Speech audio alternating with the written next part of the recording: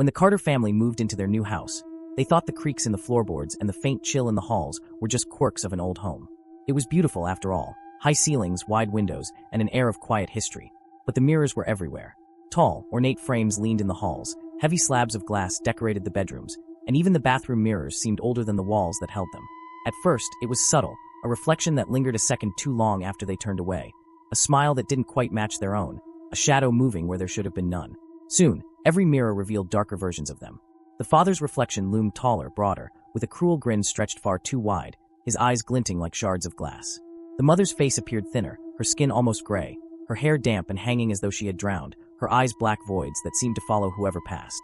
Their daughter's reflection was the most disturbing, clutching a teddy bear soaked in something dark, her head tilting unnaturally, her grin too sharp for a child's face. Terrified, they tried covering the mirrors.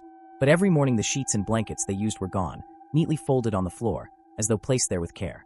The house grew heavier with silence, broken only by faint whispers that echoed at night. At first, the whispers sounded like their own voices, repeating things they had said during the day, but soon the voices grew unfamiliar, strange, low, and filled with laughter that didn't belong to them. The little girl began waking up crying, pointing at the mirror in her room, insisting that the other mommy had been sitting on her bed. By the third week, the mirrors no longer waited for them to look. Shapes moved within the glass on their own, hands dragging down the inside surface, faces pressing forward as though trying to push through. The family stopped sleeping, terrified of what they might see. One stormy evening, as lightning lit the house in violent flashes, the Carters gathered in the living room. That was when their reflections began moving completely independently, pressing their pale hands against the glass, whispering louder than ever.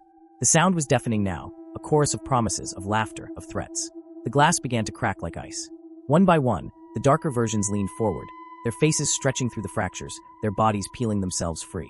The fathers double-stepped out first, taller and monstrous, grinning with teeth too sharp.